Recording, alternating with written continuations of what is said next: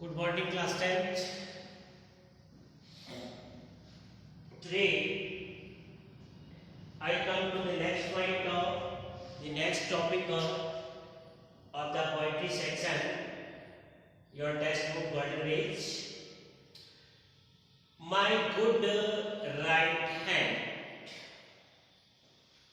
means मेरा अच्छा दाहिना हाथ. Now, my good right hand is hard work, belief in self and in God. Charles Mackay, who has composed the poem My Good Right Hand, explains that the common theme of poverty in the poem, यानी कि गरीबी की साधारण विषय वस्तु जो है आम गरीबी, उसका उल्लेख करता है कवि यहां कि इंसान जब मुसीबत की स्थिति में होता है तो कोई उसके नजदीक नहीं रहना चाहता है, कोई उसके नजदीक नहीं आता है, कोई उसकी हेल्प नहीं करना चाहता है. कहने का मतलब यह है कि एडवाइजर बहुत मिल जाते हैं, यानी सलाह देने वाले, यानी रायचंद. कौन से? रायचंद, राय देने वाले कि तुम ये करो तुम वो करो, लेकिन मदद कोई नहीं करता है. तो कहने का मतलब है कि यहां कवि कहता है कि एक बार मैं गरीबी से पीड़ित था, मैं बहुत गरीब की स्थिति में था, मेरे पास खाने को भी कुछ नहीं थी. मैंने लोगों से मदद लेनी चाहिए, लेकिन किसी ने मेरी मदद नहीं की. उल्टा उन्होंने मुझे राय दी, केवल मौखिक सहानुभूति प्रकट की और खोखली सलाह दी कि आप ये कीजिए वो कीजिए, लेकिन कोई भी मेरी मदद करने के लिए आगे नहीं आया था. तो my good right hand is an inspirational poem. ये कविता हमारे लिए एक प्रेरणादायी कविता है. मैके हाइलाइट्स, यहाँ मैके जो है वो प्रकाशित करता है the common theme of poverty in the poem, यानी इस कविता में गरीबी की आम विषय वस्तु. ही पॉइंट्स आउट दैट वो निष्कर्ष निकालता है कि रियल एंड वेरिएबल वे, वास्तविक और विश्वसनीय तरीका टू ओवरकम पॉवर्टी, यानी गरीबी को समाप्त करना या उस पर काबू करना इन लाइफ जीवन में. यदि हम गरीबी को हटाना चाहते हैं, गरीबी पर काबू पाना चाहते हैं, या हम अपने जीवन में कुछ उन्नति करना चाहते हैं, तो उसके लिए कुछ वास्तविक पॉइंट्स बताए कि हार्ड वर्क, कि आप कठोर परिश्रम करिए, बिलीव इन सेल्फ, स्वयं पर विश्वास कीजिए, एंड इन गॉड, और भगवान पर विश्वास कीजिए. यही तुम्हारी सफलता के साधन है. दूसरों के भरोसे नहीं रहना है, आगे बढ़ना है तो सेल्फ बिलीव करना पड़ेगा, स्वयं में विश्वास करना पड़ेगा, कठोर परिश्रम करना पड़ेगा. और कठोर परिश्रम, केवल भगवान पर विश्वास करने से भी सफलता नहीं मिलेगी. जब तक आप कठोर परिश्रम नहीं करोगे तो भगवान भी कुछ नहीं करेगा. तो कठोर प्रयत्न करते जाओगे तो भगवान भी आपकी क्या करेगा? मदद करेगा.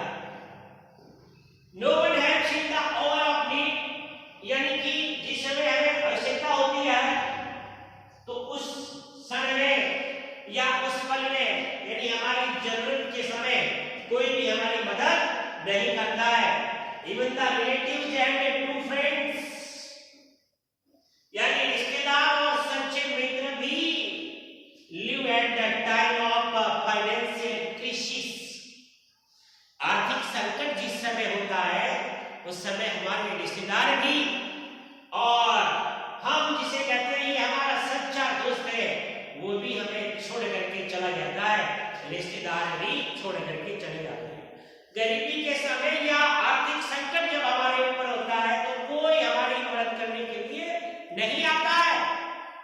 ये दुनिया का दस्तूर है कि जिसके पास पैसे होते सब उसकी ओर खींचते जाते, और जो गरीब होता है उसको कोई नहीं पूछता है, उसकी तरफ कोई ध्यान ही नहीं देना चाहता है। पढ़ा है तो पढ़ा है, पढ़ा नहीं तो क्या पढ़ा। रिश्तेदार छोड़ देते, अरे घर वाले तक छोड़ देते कि है तो है, अपने क्या जाए, कोई मदद नहीं कर। एक भाई धनवान है और एक भाई गरीब है, लेकिन वो धनवान भाई भी उसकी सहायता नहीं करता है। तो कहने का मतलब है even the relative and true friends live at the time of financial crisis, यानी आर्थिक संकट के दौरान रिश्तेदार और सच्चे मित्र भी छोड़ देते, यानी no one helps in the hour of need, यानी कि आवश्यकता के क्षणों में कोई मदद नहीं करता है।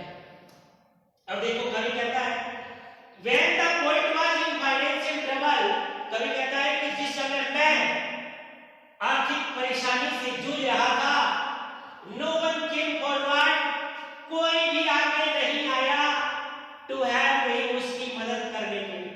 कवि कहता है कि जिस समय वह मुसीबत में पड़ा था, वह कौन? कवि खुद, जिस समय उसको आर्थिक संकट आया था और उसने अपने मित्र ढूंढने की कोशिश की, अपने रिश्तेदार ढूंढने की कोशिश की, उसने शिकायत की, गिला शिकवा किया कि भाई कोई मेरी मदद करो, लेकिन कोई उसके पास नहीं आए उसकी सहायता करने के लिए। कारण दे प्रीटेड फॉर देयर गोल्ड, वो अपने सोने के लिए भयभीत थे। सोने के लिए भयभीत कैसे? यानी कि उनको डर था कि यदि हमने 5 रुपए यदि इसको उधार दे दिए तो ये वापस कहां से देगा, इसके पास तो कुछ है ही नहीं, इसलिए इसको कुछ नहीं देना है, उधार देंगे तो वापस कैसे देंगे। अरे तो आपने उसको 5 रुपए उधार दे दी तो आपके क्या फर्क पड़ गया। लेकिन ये दुनिया ऐसा नहीं सोचती है। तो कहने का मतलब है कि no one came forward to help him, उसकी सहायता करने के लिए कोई आगे नहीं आया। हिज फ्रेंड्स एंड रिलेटिव्स, उसके रिश्तेदार और मित्र gave him nothing, उन्होंने उसे कुछ भी नहीं दिया। बट ओरल सिंपैथी, केवल मौखिक सहानुभूति की कि हाँ भाई हाँ तो दुखी है, ऐसे करके उन्होंने उसको सहानुभूति जरूर दी। एंड वन एडवाइस, और खोखली सलाह। आई कोई नहीं आया कि चल मैं तेरे साथ चल रहा हूं तो ये काम कर, लेकिन केवल सलाह दे दी। अब रायचंद को खूब भाई लगे, हर नुक्कड़ में मिल जाते हैं रायचंद, लेकिन मदद करने वाला कोई नहीं है। Finally he believed in his hard work, अब जब उसने देखा कि किसी तरफ से मुझे कोई सहायता नहीं मिल रही है, आखिर में फिर उसने सोचा कि क्यों न मैं कठोर परिश्रम करूं, क्यों न मैं कठोर परिश्रम करूं। तो फाइनली अंत में ही बिलीव्ड, उसने विश्वास किया इन हिज हार्ड वर्क, अपने कठोर परिश्रम पर, एंड इन गॉड, और भगवान में। He set his mind on work courageously, उसने साहसपूर्वक अपना मन जो है वो काम में लगाया। Leaving all hope from others, दूसरों से प्राप्त होने वाली सारी आशाओं को छोड़ते हुए, क्योंकि उसे पता था कि कहीं और आशा नहीं, कहीं कहीं से मदद नहीं मिलेगी, तो ये मदद की जो आशा उसने सजो रखी थी, उन आशाओं को छोड़ते हुए उसने साहसपूर्वक अपना मन जो है काम की ओर लगाया और कठोर परिश्रम करते हुए भगवान पर विश्वास रखा। This our God is God, इससे उसकी गरीबी समाप्त हो गई, क्योंकि जो कठिन परिश्रम करेंगे तो मेहनत मिलेगी, और मेहनत मिलेगी तो गरीबी दूर हो जाएगी। His hard work, उसका कठोर परिश्रम, self belief, स्वयं पर विश्वास, and faith in God, और भगवान पर विश्वास रखना, brought him prosperity and fortune, जिससे वो समृद्ध हुआ और उसका अच्छा खाद्य हुआ। मैके says that, मैके कहते हैं कि ट्रस्टिंग अदर्स, कि जहां दूसरों पर भरोसा करते हैं, हमें दूसरों पर भरोसा कभी नहीं करना चाहिए। Trusting others is like making castle on sand, यानी दूसरों पर भरोसा करना मिट्टी के टीले बनाने की भांति। जिस प्रकार मिट्टी के टीले थोड़ी सी बूंद लगते ही नष्ट हो जाते हैं पानी, अब मिट्टी के टीले या हवा के टीले। Hard work is the key to achievements and success, कठोर परिश्रम ही हमारे इसीलिए हमें कठोर परिश्रम करना चाहिए और कहते हैं कि मेहनत का फल मीठा होता है। या हार्ड वर्क इज द की ऑफ सक्सेस, ये हम शुरू से पढ़ते आए। कई हम निबंध लिखते हैं उसमें भी लिखते हैं हार्ड वर्क इज द की ऑफ सक्सेस, या किसको बधाई संदेश देते हैं उसकी सफलता पर, तो उसमें भी हम जब लेटर लिखते हैं उसके अंदर भी ये चीज लिखते हैं कि हार्ड वर्क इज द की ऑफ सक्सेस। तो कहने का मतलब ये है कि हमें कठोर परिश्रम पर विश्वास करना चाहिए, स्वयं पर विश्वास करना चाहिए कि हाँ मैं ये काम कर सकता हूं, और भगवान पर भरोसा रखना चाहिए, तो सारे परिणाम हमारे अनुकूल आएंगे। ये कविता जो है बहुत ही इंस्पिरेशनल कविता है, इसको ये मेन पॉइंट्स है इसके, तो ये पूरी कविता का आपका मेन पॉइंट्स के अंदर सार बताया गया है।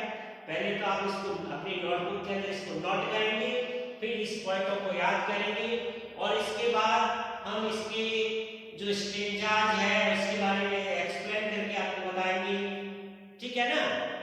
तब आपको ये पॉइंट जो है अच्छी तरीके से समझ में आ जाएगा।